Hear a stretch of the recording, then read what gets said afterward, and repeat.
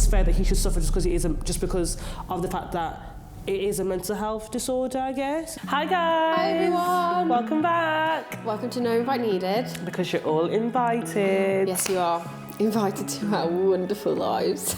Our wonderful, wonderful life. We're invited to good chit chats. I'm in the mood to sing. Well, only one. I'm in the mood to can. belt it out because of Wicked. Don't talk about it, thank you. You should have watched it yet. I've watched it twice, and you need to.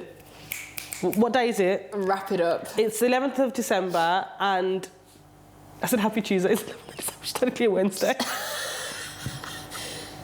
Anyway, we're mid-December and she hasn't watched Wicked yet. I keep sniffing. Forgive that sniff.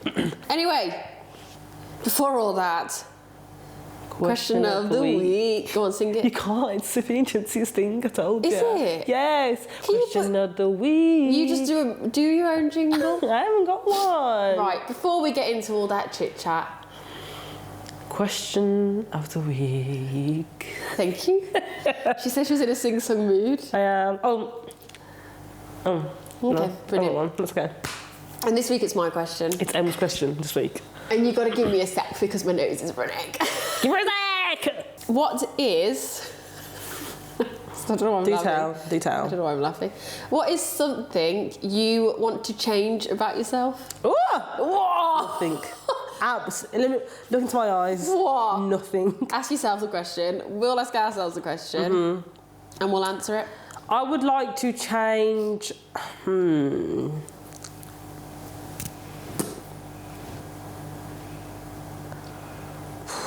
It's a good question. It is a good question. It's a more of a reflective, what's something I don't like? I feel as though I'm quite overly critical, and that's quite a simple, general thing that most people tend to be. Yeah, but I feel like I'm very critical of myself. Of yourself? Yes. I'm not of other people. I don't judge. Safe space. Mine is that I'm judgmental. So stop saying that. We don't judge. We don't judge. We listen and we don't judge. Yeah, we listen and don't judge. But I feel like I'm very overly critical of myself. I wouldn't say of other people. Really? Yeah. Like what? Just everything. Tell me. I feel like I'm very overly critical. Talk to me. Oh yeah, girl. I just feel like in everything that I do, I feel like I'm always very quick to, should I have done that? Like I overanalyze, I think, myself, and then I critique it quite a lot. Examples, I think just everything. Like it can be anything and everything. I think I do like think about it quite a few times. Like essays? Do you do it with essays? Yeah. Do you do it with like a day-to-day? I didn't know that. A day-to-day thing of like, it can even be a conversation I've had. Like I'm like, was I wrong in that? Did I do like I'm very critical. Even if someone tells me like, no, I get where you was coming from, I can sit and think I don't know if that was fair, if that was right, like in that sense. So maybe not critical, but just over. I don't know if it's overthinking. I don't really know. Yeah. But I feel like are you mean to yourself? I wouldn't say mean to myself. So it's like more of you ask a lot of questions. Yeah, like I think I second guess. So you overthink? Yeah, even if I think it was valid, it was justifiable. I think I do always feel like maybe it wasn't. Yeah. Maybe that was too harsh. Maybe I shouldn't have done this, shouldn't have done that. Do you know what I mean? So I don't know if that's critical or I overanalyse or overthink. I think that's overanalyzing. Yeah, which I think a lot of people tend to be. Yeah. But yeah, that's what I say. I think that's one thing I'd kind of be like. I did not think you was going to say. I mean, I didn't know what you was going to say. You should know. I didn't. I think that's just one thing I feel like. If I had to think about myself, I'm like, I think that's what I do a lot. Wow. That's what I would say. What's yours? The first thing that came to mind is how critical I am of others. In what way? I think I'm a bit quicker to overanalyse other people than me. Oh, okay. I'm a Sherlock Holmes. She is. I Don't let Em have anything suspect about you. If it's anything that's sus about you, she is going to find out one way or the other. Whether she asks you straight to your face, she's going to find out. She doesn't play. I can't help. She doesn't play about weird things. I can't. Do you know what it is? I find such a discomfort in 2 and 2 not being 4. I do get that though. I do completely understand that. I'm more at peace with people doing that. Yeah, you. Very at peace with it. I'm like. I could. In the nicest way, I could walk over you. Yeah. Without you knowing. Mm-hmm. So I'm just no, like, not now, maybe. Yeah, I think no, I've let it go a lot more now. Learned. Yeah, I've learned that it's not the right way to be all the time. No, I was you've learned from me. Yeah, I have. My good I've sister. dropped my skills. Em is. But I'm too intense. I think that's why I do like to go to you for things, because I have a tendency to kind of let things go. I like to be like, this thing happened. I'm like, I've let it go, but I'm not sure. Something doesn't really quite make sense. Yeah, but then sometimes I can take it too Yeah, end mistakes. I'm like, I think I'm gonna not do all that stuff. But I'm gonna have a few. We have like a few. I have a few takeaways from the way you think and the way you. If it could be the smallest detail, like the colour of the snow. Yeah. And I'd be like, but you wouldn't have said that if you did know the colour of the snow. So what? Yeah. Do you know what I mean? Mm-hmm. I actually think I have really. Where does that come from? I do not know. I think you find comfort in things making sense, and that brings you a sense of peace and control. Yes. I think it's like, because I'm a control freak. Yeah, but inwards. Yeah. I'm a control freak. Outwards. The people around her. How balanced, like yin and yang. I know, so cute. But yeah, I find that so bizarre. But yeah, Paul called me Google girl. Yeah, Google girl. Me and him having a debate about anything. Best believe if he's like, I'm not sure about that. Google, what happens if you do this? That's him. Yeah, if people say this one's Google, too far, locked in. I have to feel like I can trust people. Yeah. And if someone says to me like my train's cancelled, are you about to search that? I'll check. Yeah. Like that's where it spirals, because I can't just let someone, like if someone says to me, I'm doing this, I have to check that actually exists. I'm like that if I feel like something is sus to begin with. So if you said to me like, oh, I'm running late because there's bad traffic on the M6, I'm not thinking she's lying, because I don't have a reason to believe that. I wouldn't do it with you. Yeah, no, but I'm just saying, like, my brain, it's kind of like I would go that far if I feel like something just isn't added. So let's say you said to me, I'm late because of something, and then you're like, actually, I'm late because of this. If things aren't making up, then aren't adding up, then I'll be like, I don't get. Yeah. I feel like you're lying to me. No, see, I can do it without things adding up sometimes. Yeah. So someone can be like if a scenario has caused an inconvenience, I check the scenario. Yeah, okay. Fair enough. I just don't believe things off the bat. Like if people... Don't lie to her, please. If anybody in the past has lied to this girl, please don't. Thank you. Look what you've done. Yeah. Thanks a lot, you idiot. Because this is how my sis is now. I'm horrible. Like it's. Yeah, I'd want to change that. I want to drop that down a little bit. Yeah. Because why do I care if you try? Like, it's people that aren't even important to me. You don't even matter. It's like, and I'm checking. Why am I checking? It's like it doesn't. If let's say it's not. Yeah, because what are you going to do about it? I just like having access to that. Just ask yourself, if I find out that she lied about the train being cancelled, what am I going to do about it? I'm not going to do anything. I'm just going to sit on that. Why are we doing that? I'll die with that information. Yeah. No one's going to know. It's the grave. I'll probably talk to you about how silly it was, and then I'll move on. Yeah. Yeah, I need to drop that. Fair enough. And you need to just like be content with. How do we change that? You know what? What do we want to change, and how shall we change it? I feel like because I overanalyze, I think I need to be content with why I've said what I've said. So do you think thinking before you speak will help? I do that a lot though, and that's why it's even worse, because if I've said something, especially like in like, say I'm at uni, right, and we're having a bit of like an intense debate or an intense conversation, I will think about. I've sat there for about 3 to 4 minutes thinking about what I'm about to say before I've said it. Always. I'm like, really? Always. Like, there's never, like, that's why I'm such a big believer if I've said something, I'm backing it, because I've thought about it. Wow. I've genuinely thought about it. I don't like to say things off the cuff just for the sake of saying it. I'm not impulsive in that. Oh, God. Give her a second. Sorry, carry on. Generally speaking, I've thought about it, like, plenty of times before I've said it. That is plenty times. Crazy. So that's why it's even worse that I sit there and think... That's so because when I just asked you the question of the week... When I ask you the question of the week, you sit there for a hot second. Yeah, I sit there for a while before I think of the answer, because I think about every single, like, I think of, if I say it, why have I said it, and like, if then ask me why have I said it, I'm like, I need to have a reason why I've said it. Oh my gosh, that's quite organised. Yeah. That's an organised communication. That's how I like to think in my head. So I just sit there for a long time before I say something. I wouldn't say that's unhealthy. But what's unhealthy, the fact that I still overanalyse what I've said, even though I've thought about it. So maybe you just need to trust yourself. Yeah. As much as you trust others. Yeah. Do I trust others? No, I do, actually. Yeah, you're a very trusting person. I do. So yeah, you just need to probably work on the confidence in your like philosophy of things. Yeah, my ability to like make a decision and why I've said what I've said. Trust yourself. You make good choices. Look at your surroundings. Look at your environment. I'm actually quite happy. And those are your choices. Yes, ma'am, they are. So you gotta trust them. And so how are we going to fix yours? I'm going to stop doing it. Just, quite frankly, stop. I think I trust the people around me. Yeah, I was gonna say you need to believe in. I need to trust people more. Yeah, because I think sometimes as well when you're a person that overthinks things or just thinks about things if you have the impression that the way that you think everyone else thinks like that, that's why you have that problem. Yeah. Because you assume that everyone else thinks about things the same way that you do, and so you assume that you're like, I wouldn't like to. Why has someone else done this? I need to let things go. I need to let things be because not everyone has that same intention the way that you do, even if it's negative or positive. Did I ever tell you the story of when I let it go at work and that guy was rude? Yes, you did, yeah. Okay, then that's that. Yeah, you let it go. Shall I explain it? Go on. It's quite handy. Go on. Or shall we not? No, go on. I can't remember what it was exactly, but I remember the guy that was annoying you. Yeah. Yeah. I had a week off work. I'm with customers all day, hours, day in, day out. I love people though. I love interacting. That means working with people that are lovely and people that aren't. And I had a week off work and then I was like, I'm just going to go to work and let it go when people are rude. Yeah. And I got hit with a challenge. He was really rude and I just responded with so much like calmness. Is that a word? Calmness. Yeah. And like, I was going to say sobriety. Sobriety. There you go. I'm not very good at English. It's okay. And I was just really calm.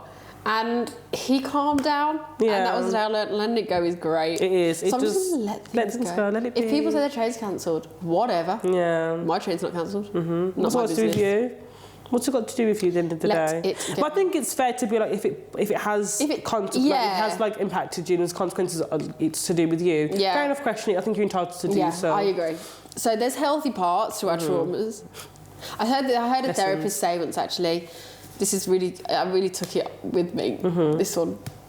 It's okay. She said, your traumas were once really healthy traits because they saved you in a bad time. Yeah. But you're not in that bad time anymore. So you've got to let them go. I like that. That's very true. Because you look at like your behaviour and you're like, that's rubbish. But it actually saved you at one point. Like protecting your sanity was healthy. Yeah. But now you're not around people you need to protect it Yeah, from. you don't have to keep doing that thing. So I really like that because it makes me feel not that crazy and I just let it go. In the famous words of Frozen. So, on to the dilemma of the week. Dot what? recycled joke. You guys don't get it. Okay, right. So, what do I do? OCD, anxiety affecting me, 29 male and the girlfriend is 24 female. So this is from the perspective of the male in the relationship. Yeah. So they're together. Okay. This man, his girlfriend has OCD and anxiety for a few years, been diagnosed. She suffers with mainly the cleanliness, her face routine. So basically, she can do a face routine, take 45 minutes, showers over an hour. And he's known this. Yeah. And they're in the relationship, and he is.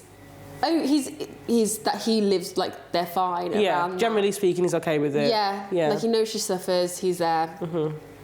So where it starts to affect him, and this is the dilemma that the man, I was going to say gentleman. The gentleman is having. Is that when they're in other environments around family, that is the time his girlfriend will choose to go into her face routine. So she'll arrive late to dinner. Okay. And they'll already start eating. Okay. In his dilemma, he's put, I do not like waiting. Okay. Do you know what most population don't? Yeah, fair enough. It sounds a bit harsh, but I'm sensitive.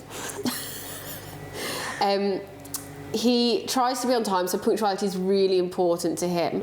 And he's averaged it out 80% of the time, she'll be late. Oh, okay, so I see. To family things. He's concerned about the future and how it will affect their relationship going forward. What does it look like? Because she's not changing. Okay.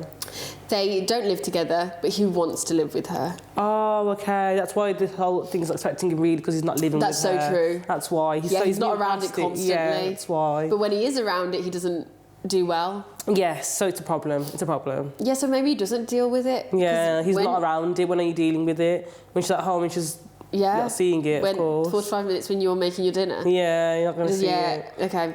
He's brought it up with her, and she always plays like a victim and a self-pity card. Okay. When he brings up how he doesn't enjoy her being late. And he doesn't know how to respond to that because he doesn't want to make her feel bad for something she can't help. Yeah, okay. But she's also at the same time not taking the accountability.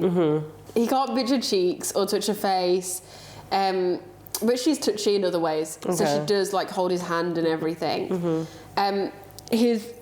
What he says is, please help. I feel like an asshole, but at the same time, I don't think it's normal for me to be put down for not being supportive or reassuring every single time. So he's referring to the times where she's late or she's doing it when they're eating, and he's not being supportive in those times. He's not saying, it's okay. Okay. We'll deal with it. So she appreciates kind of like being coddled every time this thing happened? Yes. Okay.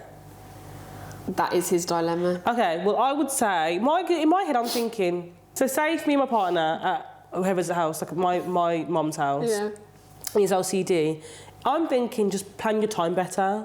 So I would say, if you know that my mum wants to start dinner around 8, I would say at 7 o'clock make sure your routine is done before then. Yeah, I would. Because if something that she can't help, because obviously OCD is a mental health disorder. And yeah, she's been diagnosed. Yeah, like she actually has it. She's on the medication. And I'm guessing her having like a sense of routine, if that was disrupted, it probably plays a part in anxiety, which I do have empathy for. I do understand that. But I would say, in certain circumstances, if we're around other people, I don't think it's fair that your mental health sort of should make other people around you suffer, I guess. Especially if it's not like, especially if it's not just him, it's also like his family, and it's disrupting when they're together with their family. Yeah. I think as well, so I feel like what I would say, if there's an active way to go about it, I would try and do that. So like set a structure in place. Yeah. So I would say to my mom, for example, Mom, like so and so, he's got really bad OCD. Can you let me know, like in advance in the morning, what time we're having dinner. Yeah. If I can tell him that, do your routine in this time. Yeah. Because that way is no problem. Yeah, definitely. So I would say structure would help. It's really important to accommodate what's real. Yeah. Like, she takes 45 minutes. That is a real scenario that she has. And do you know what? She probably doesn't want it as much as he doesn't want it for her. Exactly. So it is important to take it into account. This is her life. This is how she lives every day. But at the same time, she doesn't have a problem with...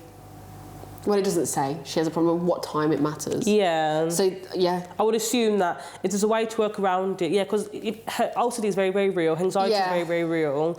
How can you go about that? But I would say about the whole... like her wanting constant This is what I was going to say. support. I have.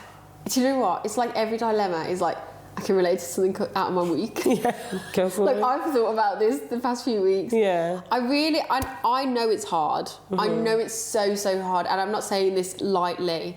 I don't like victimhood. Yeah.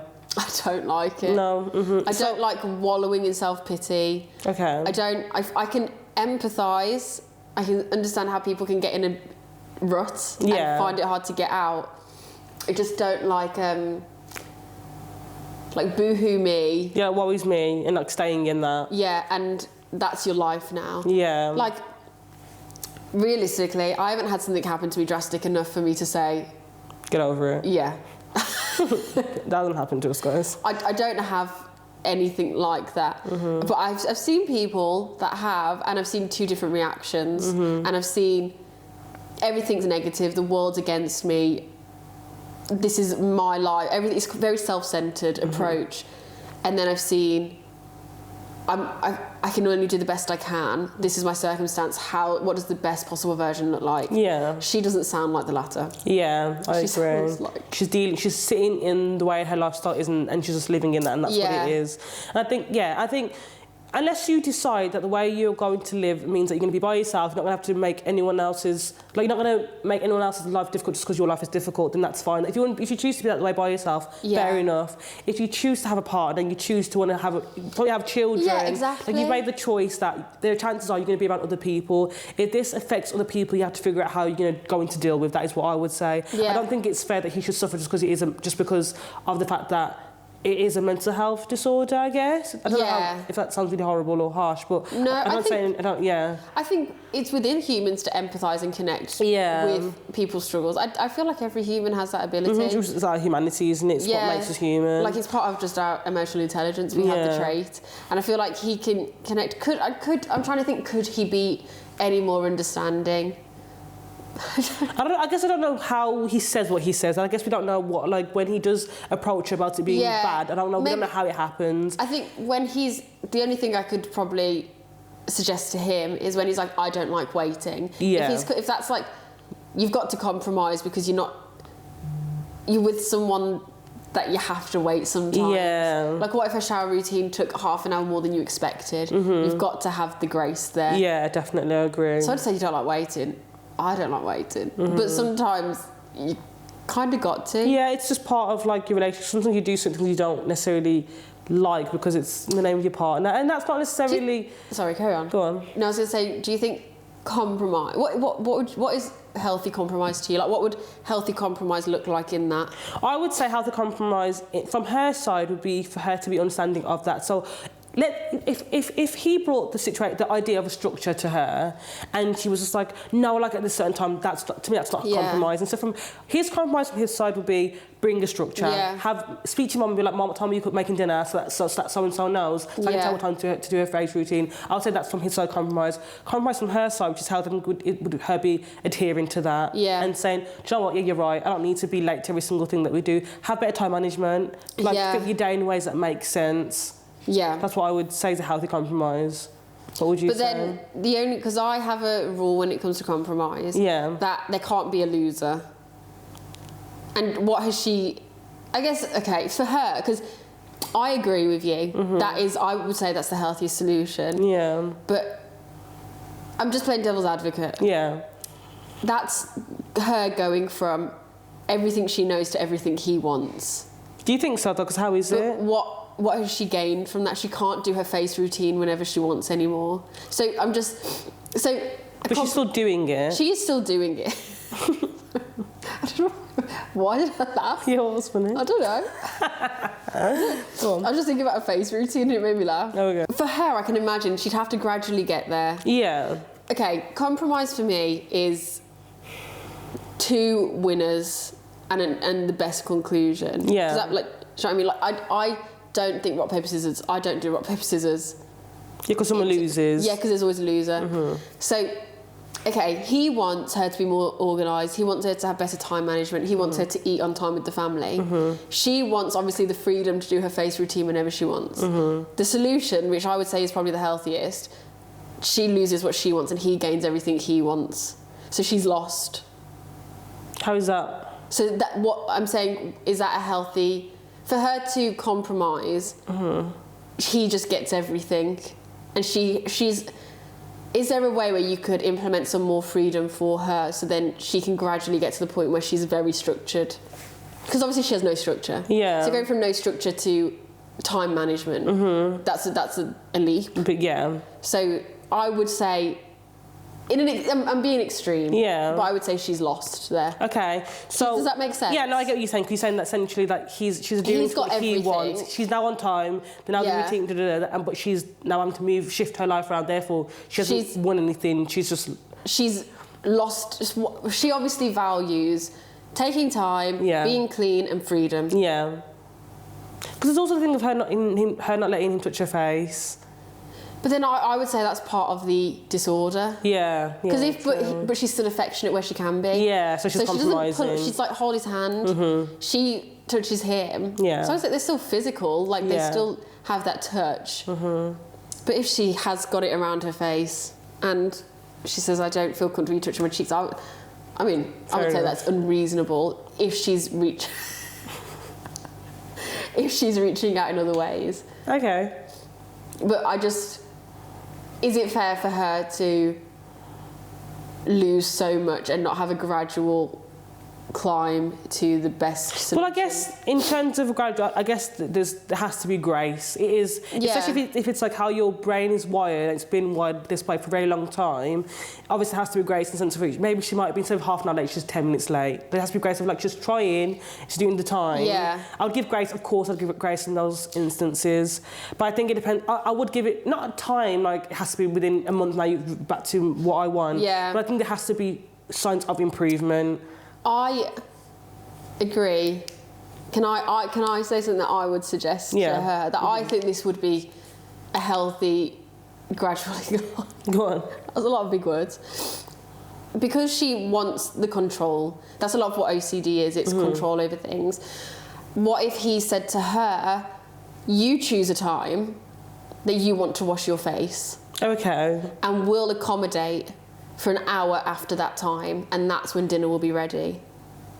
Okay. So she still has a sense of, I get to choose my time. Yeah. But we're saying you've got an hour, so even 15 minutes over what it normally takes. So you're not rushed, you're not on a pressure limit, but that's when dinner's ready. Okay. So I would say that's giving her a sense of, like, she's still involved in that. That's a very good compromise. Yeah. Yeah, I like that compromise. Yeah. So This is what you do. Because I'll be out here being like, no, no, get down. Get out of that bathroom now. Yeah, that's a very good compromise, I must say. Yeah. So it gives a sense of control and a sense of like she's still able to do what she wants to when she wants to do it. Yeah. But she's still adhering to... So because I would say she's won there. Yeah, She's still got her freedom. Yeah. But he's saying, with your freedom, there has to be some sort of structure so we can organise with my family. Yep. I would say it's combining the two lifestyles. I agree. That's perfect. And then eventually you get your routine. His family should understand. Yeah, they should. And I think they would if it was maybe like explained. Because I think, because in a way, he could also, on the receiving end, also be victim. Yeah. In his own victimhood as well, being like, I'm going through this, like, it's not fair for me, So I feel like that could also play a part. Because sometimes when you can't see where the part that you're playing into, you can appear very harsh. Yeah. So in her opinion, she might appear very harsh to him as well, if he's like feeling as though, this is not fair for me, I can't do this. Do you know what I mean? Like, if he's in his victimhood, she might feel like, well... Yeah, because he could easily be a victim now, he could be angry. And yeah, be like, exactly. Well, this is because of this. And I would also say what's really important, learn how your partner likes to be communicated with. So important. I feel like that's so important. That was... Your response was very... Ariana Grande and Cynthia Erivo at the interviews, and they're like, I felt like that. Yes, right. Yes, you're so right. Yes.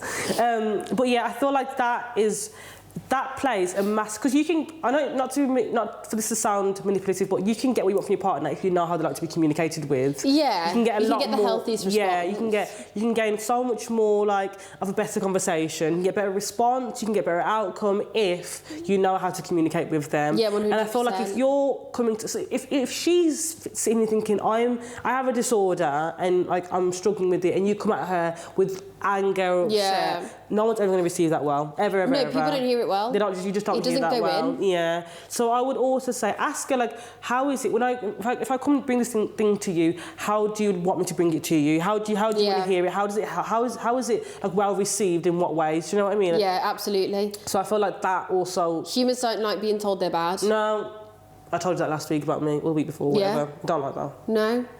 So you've got to learn how to approach someone where they don't feel like you're like attacking them. Yeah. And then you can have a really good conversation. A really good one. It's horrible though. Sometimes you have to swallow a pill. Yeah. And it's a hard pill to swallow, and I don't like being told I've done something wrong. I hate it. It's one of my pet peeves. But then in that scenario, I wouldn't. Oh no, I would say it's wrong. Never mind. What scenario? The couple. I would say that's wrong. Like someone's in the wrong. That could easily turn bitter, but it could easily be fixed at the same time. This is the sweet thing about life, you know. It's a sweet thing. Things can go horribly wrong, but they can be fixed so easily.